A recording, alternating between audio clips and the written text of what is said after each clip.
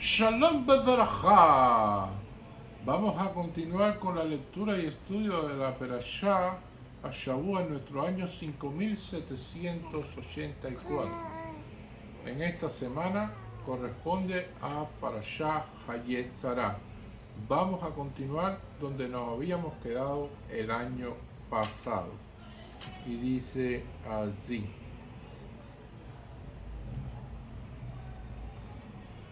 ויקום אברהם על פני ביתו, וידבר אל בני חת לאמור, גר בתושב אנוכי עמכם, תנו לי חוצה קבר עמכם, בברם מתי מלפני.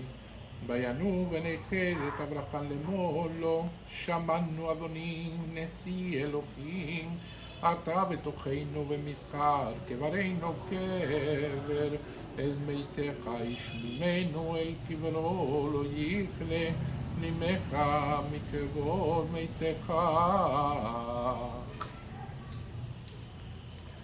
Se levantó Abraham de la presencia de su muerto y habló a los hijos de Het diciendo: extranjero y residente soy entre ustedes.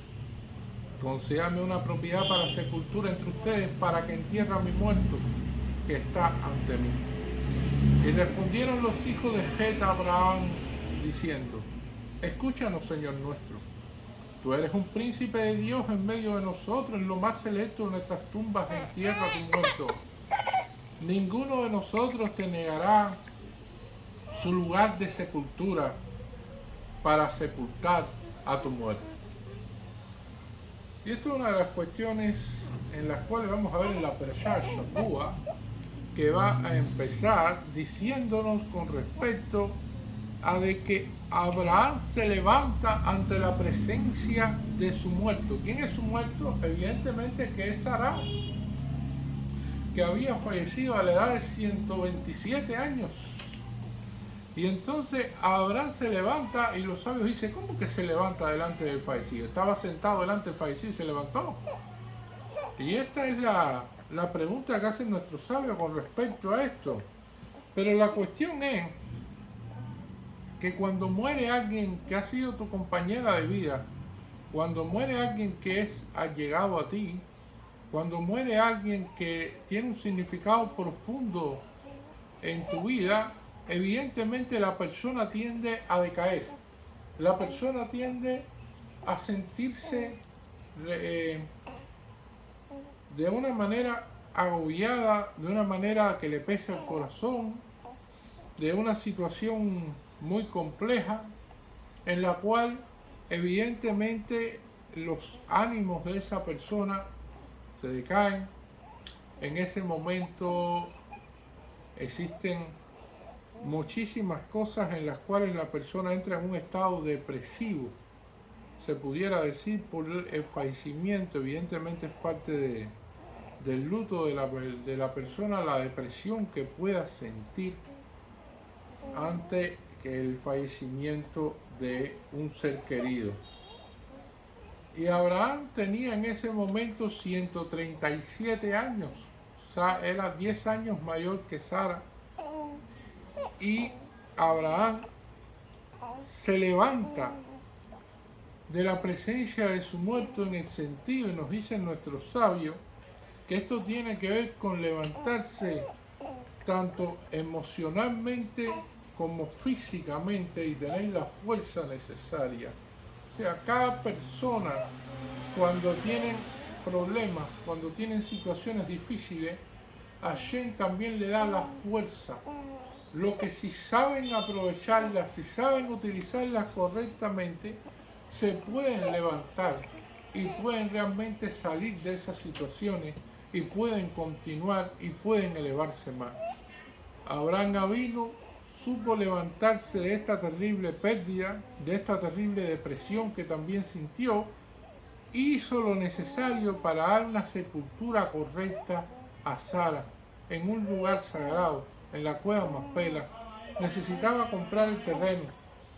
Y Abraham, evidentemente, que vivió unos 176 años de vida, y vamos a ver que desde que murió Sara hasta sus 176 años, son 38 años que vivió sin Sara. Y sin embargo supo reponerse y supo tener esta fuerza y utilizarla como tal que le dio a Hashem para levantarse. Y ahí es que habla de que se levanta como tal. Tal es así que lo último que habíamos visto de Abraham Avinu era la que da Isaac, la 10ª prueba. Ya esa era la prueba definitiva, se pudiera decir, de que estuvo dispuesto a sacrificar a su hijo, el que él quería, el hijo, se puede decir, de Sara y él. Y entonces, ante esa situación, la Torá no representa la muerte de Sara como una prueba como tal. Se establece como la 10ª prueba la que da Isaac, y dice: esto no fue una prueba porque Abraham se levantó, vaya con Abraham. O sea, Abraham se levantó de esta situación y Abraham supo qué hacer en todo momento, y entonces fue a hablar con los hijos de Het como tal. Que ahí es donde viene la próxima situación que va a ocurrir ahí. Los hijos de Het, los Bené Het, que eran los dueños de esta parte donde estaba la cueva Macpela y toda esta situación, eran personas que hablaban el idioma del Labón, o sea, el idioma del pecado. Personas que eran Reshaín. Y para darnos cuenta de esto, la Gemara nos cuenta que Rabán Gamliel hablaba con su hermana y quería hablar cómo era la justicia de los Goyín en aquel entonces. Y entonces dice: vamos a ir a un tribunal de Goyín para ver cómo funciona. Y se presentaron Rabán Gamliel y su hermana ante un juez en un tribunal de Goyín. Y el juez quiso ver el caso con respecto a la herencia que ellos le estaban planteando, que si la herencia le pertenecía como tal a la hermana o si le pertenecía a Rabán Gamliel. Y estuvo deliberando el juez con respecto a eso y le dijo: bueno, yo todavía no he podido sacar conclusiones definitivas y entonces por lo tanto voy a deliberar este caso durante varios días, así que les voy a dar una fecha próxima para que se presenten ante mí. Lo que hizo la hermana de Rabán Gamliel fue ir a casa del juez y llevarle un candelabro de regalo. Y entonces el juez se presentó en una audiencia como había quedado y dijo de que después de haber deliberado mucho con respecto al caso, la hermana de Rabán Gamliel tenía el derecho a toda la herencia como tal, ella tenía todos los derechos y que él había llegado a esa determinación, pero que todavía eso no era definitivo, que todavía no era una sentencia firme, que él iba a esperar un poco más de tiempo y entonces después dio otra fecha de plazo. Lo que hizo Rabán Gamliel a continuación fue ir a casa del juez y lo que le regaló fue un burro. En aquel momento un burro era como si fuera un carro de último modelo y evidentemente el juez se presentó el día de la fecha que iba a dar sentencia y dijo que Rabán Gamliel tenía todo el derecho sobre la herencia. No solamente la hermana no tenía derecho. Y entonces la hermana le dice a juez: pero que un candelabro te ilumine y te dé luz para que sepas cuál es el verdadero veredicto. Y entonces Rabán Gamliel le dice: pero vino un burro y chocó con el candelabro, lo pisoteó y lo rompió. Y entonces el juez determinó de que la herencia era para Rabán Gamliel. Así es como vemos que hacen justicia a los goyín en aquella época. Y entonces estamos tratando con gente aquí, los hijos de Het, que son personas que evidentemente viven de la mentira y el engaño, del pecado.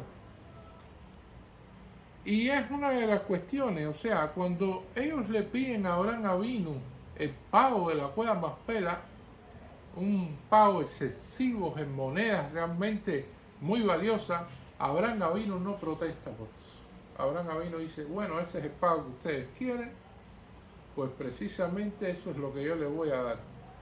Porque regatear con respecto a eso sería bajar el nivel que tenía Sara para él. Regatear con respecto a la cueva Maspela sería despreciar a Sara como tal, y eso Abraham Avino por supuesto que no lo iba a hacer. Y esto es uno de los elementos a tener en cuenta con respecto a por qué Abraham Avino acepta un precio tan exorbitante que se ve después en la operación. Generalmente en las misvah, cuando te dan un precio que generalmente es lo que vale la misvah, y por ejemplo te venden un tefilín por el precio estándar que tiene un tefilín con la calidad que lleva, no es para que la persona empiece a regatear y a regatear y a regatear, porque realmente las misvah, o sea, está por encima del valor del dinero que pueda valer algo. Y entonces eso es una de las cuestiones que nos enseñan como tal, y es una de las cuestiones en las cuales hay que tener muchísimo cuidado, porque hay misvah muy complejas, hay misvah de rescate de prisioneros y hay misvah que salvan vidas. Y al ponerse a regatear uno con respecto al dinero de cuánto vale una cosa, cuánto vale otra cosa, entonces puede poner en peligro esas vidas como tal. Eso es uno de los elementos interesantes que va a aparecer aquí. Y Abraham Avino da a entender de que quiere ese pedazo de tierra, y por supuesto que es especial. Ningún pedazo de tierra se parece a otro. No es una especie de camisa que se pueden hacer varias y se venden y se hacen réplicas de la misma camisa y son iguales, o es otro tipo de objetos que se pueden hacer varios, sino que un pedazo de tierra que tiene la cueva Maspela, que es sagrado, que es especial, eso no tiene otro igual. Es algo que evidentemente, y cuando usted dice que usted lo que quiere es este pedazo, ya usted, el vendedor, conoce qué es lo que usted desea y por lo tanto se aprovecha de la situación. El Benejet no iba a pasar la oportunidad de venderlo lo más caro posible. Y entonces eso es lo que sucede aquí. No es como otros objetos que tienen varios vendedores y que se pueden conseguir en varias partes y entonces puedes conseguir un mejor precio. No, es un pedazo, un terreno sagrado, un terreno importante, y por lo tanto Abraham Avino está interesado en eso. Y le dice, Ger Betoshah, interesantísimo, extranjero y residente soy entre ustedes. Y esto parece ser una contradicción, evidentemente, porque si él es un extranjero, él es un turista, ¿cómo vas a ser residente? O él es un turista o él es residente de un país. No puede ser o sea, no puedes tener los dos elementos. Y esto nos da una idea de lo que es el pueblo de Israel. El pueblo de Israel es ger, o sea, es extranjero y es una especie de turista en el resto de las diásporas, o sea, en toda la diáspora. En los diferentes países del mundo, el pueblo de Israel viene siendo una especie de ger, de extranjero, de turista. Y en la tierra de Israel, entonces allí es residente. Allí es donde el pueblo de Israel es residente. Nosotros queremos pasar de ser ger a ser betoshah, o sea, de ser extranjero a ser residente en la tierra de Israel cuando venga el Moshiach. Y esto es uno de los elementos fundamentales a tener en cuenta. Entonces, desde el punto de vista religioso, nosotros todos somos ger, somos extranjeros. Y desde el punto de vista de la parte física de la realidad, podemos tener la nacionalidad, podemos tener pasaporte, podemos tener la residencia, podemos tener una serie de cuestiones, documentos legales de cualquier país de este mundo. Donde existe comunidad hebrea, existen así personas que son residentes, pero al final religiosamente son ger, son como si fueran turistas o extranjeros, porque el verdadero lugar del pueblo de Israel, la casa del pueblo de Israel es evidentemente Israel. Entonces esto es una de las cuestiones que va a aparecer aquí. Y es uno de los elementos que Abraham Avino le va a decir a ellos. Dice, Ger Betoshá soy entre ustedes, concédanme una propiedad para sepultura entre ustedes para que entierre a mi muerto que está ante mí. Y esto es una de las cuestiones, porque ser extranjero y residente, la cuestión de ser extranjero también nos da un alivio. Nos dice de que nada es eterno. O sea, de que no vamos a estar eternamente en un exilio, de que va a venir el Moshiach, de que vamos a poder reconstruir el tercer templo de Jerusalén. Todas esas cuestiones forman parte de la esperanza del pueblo de Israel y son elementos fundamentales a tener en cuenta. Pero también vamos a ver aquí de que Abraham quiere decirle de que a pesar de que él no es un Bené Het, o sea, él no pertenece a ese pueblo, él tiene la promesa de Dios, de que Dios le prometió esa tierra a él, y él puede hacer uso de esa promesa, pero Abraham no quiere hacer uso de ella en primera instancia. Abraham está dispuesto a pagar por la tierra que Hashem le prometió, y está dispuesto a pagarlo, y aquí está la compra y venta de este terreno, en el cual está claramente aquí comprado por Abraham. Y entonces estas personas que aparecen aquí, los Bené Het, responden a Abraham y le dicen, escúchanos, Señor nuestro, tú eres un príncipe de Dios en medio de nosotros, en lo más selecto de nuestras tumbas en tierra a tu muerto. Ninguno de nosotros te negará su lugar de sepultura para sepultar a tu muerto. O sea, estamos en una situación tal de que la persona que se encuentra allí, o sea, que los Bené Het que están hablando con Abraham, le están dando un lenguaje engañoso, se pudiera decir, porque mira con qué finura, con qué nivel de cabot hablan con Abraham, diciéndole, Señor nuestro, tú eres un príncipe de Dios en medio de nosotros, tú eres lo más selecto. Y cuando te hablan así, bueno, cualquiera que lee este pasú dice, bueno, ya, le van a regalar la tierra, no le van a cobrar nada, pero si a ti te dan ese cabot y te dicen todas esas cosas y todas esas alabanzas, pareciera, según este lenguaje que estamos viendo aquí, que entonces le van a regalar el terreno a Abraham porque lo consideran una persona tan importante, tan conocido, que entonces el terreno es de él, no hay problema. Y la cuestión es esto que nuestros sabios dicen, que esto es una hanufá, que traducido al español es como si fuera vaselina. Esto es una especie de palabras vacías, hechas siempre con hipocresía y con mentiras y disfrazando las cosas, que es parte de la educación de los goyín, porque los goyín dicen que la hipocresía es parte de la educación, pero que va en todo lo contrario a lo que el pueblo de Israel debe profesar, porque el pueblo de Israel debe ser emet, debe hablar con verdad y debe decir las cosas rectas y debe decir las cosas como son.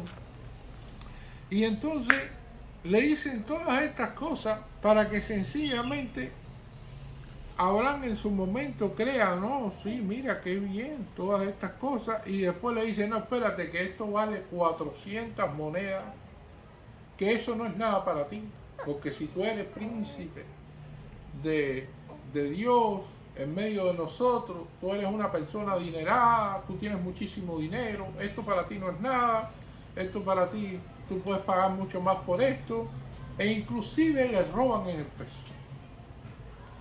O sea, son elementos de los cuales nos enseña la Torá, y la Torá todo esto lo trae para darnos a entender cómo funcionan los goyim de este caso y cómo es que la filosofía que tienen ellos y que es contraria.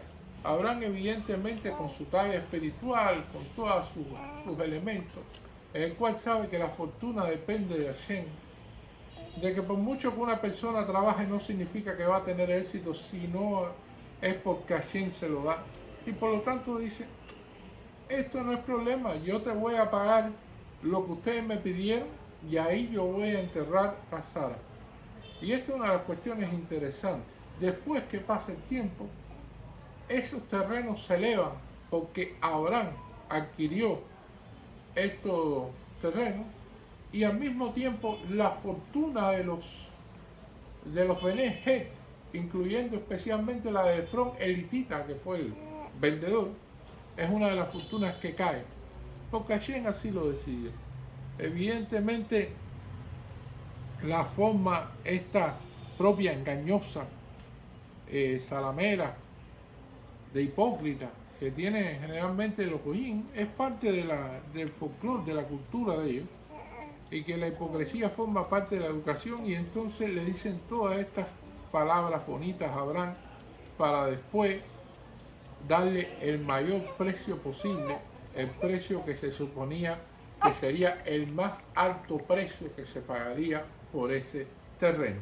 Y así Abraham Avinu lo hizo. Ahora que estamos en momentos tan difíciles, seguimos con el recitado de Teilín diariamente y hoy vamos a recitar el Salmo 120 para hacer la paz. Y dice así.